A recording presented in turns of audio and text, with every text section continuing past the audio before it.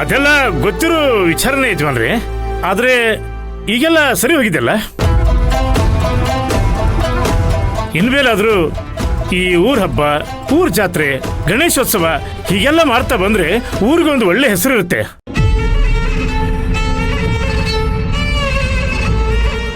ಹಾಗೆ ಸುತ್ತ ಹತ್ತಿರ ಜನನು ಒಟ್ಟಿಗೆ ಸೇರೋದಕ್ಕೆ ಒಂದು ಅವಕಾಶ ಇರುತ್ತೆ. ನಿಜವಾಗ್ಲೂ ಒಳ್ಳೆ ವಿಚಾರನೇ. ಈಗ ಗಣೇಶೋತ್ಸವ ಮಾಡಬೇಕು ಅಂತಂದ್ರೆ ಅದಕ್ಕೊಂದು ಸಮಿತಿ ರಚನೆ ಆಗಬೇಕು. ಗಣೇಶನ ಎಲ್ಲಿ ಕೂರಿಸ್ತೀರಿ ಅನ್ನೋ ಸ್ಥಳ ನಿಗದಿ ಆಗಬೇಕು. ಯಜಮಾನ್ರೆ, ರಘುವೀರ್ ಸಾಹೇಬ್ರ ನೇತೃತ್ವದಲ್ಲಿ ಅದೆಲ್ಲ ಆಗೋಗಿದೆ.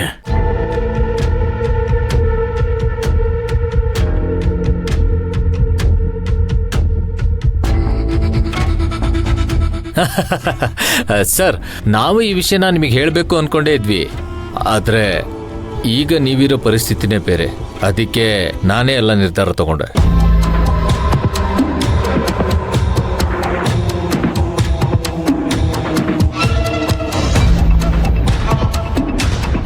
ಯಾರು ಮಾಡಿದ್ರೇನು, ಊರಿಗೆ ಒಳ್ಳೇದಾದ್ರೆ ಅಷ್ಟೇ ಸಾಕು. ಈಗ ಇದನ್ನು ತಿಳಿಸ್ಬೇಕು ಅಂತ ನೀವು ಇಲ್ಲಿಗೆ ಬಂದಿದ್ದೀರಾ? ಬರೀ ವಿಷಯ ತಿಳಿಸಕ್ಕೆ ಅಂತ ಬಂದಿಲ್ಲ ಸರ್.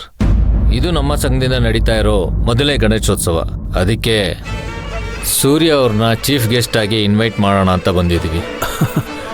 ನಮ್ಮೂರಿನ ಕಾರ್ಯಕ್ರಮಕ್ಕೆ ನಾನೇ ಅತಿಥಿಯಾಗಿ ಬರೋದಾ? ನಾನು ನಿಮ್ಮೊಳಗೊಬ್ಬ ಭಕ್ತನಾಗಿ ಬರ್ತೀನಿ ಅಷ್ಟೇ. ಇದೇನು ಯಜಮಾನ್ರೆ ಹೀಗೆ ಹೇಳ್ತಾ ಇದ್ರಿ? ಅಲ್ಲ, ನೀವು ನಮ್ಮೂರಿನ ನಾಯಕರು. ನಿಮ್ಮನ್ನಲ್ದೆ ಇನ್ಯಾರನ್ನ ಅತಿಥಿಯಾಗಿ ಕರೆಯೋಣ ಹೇಳಿ?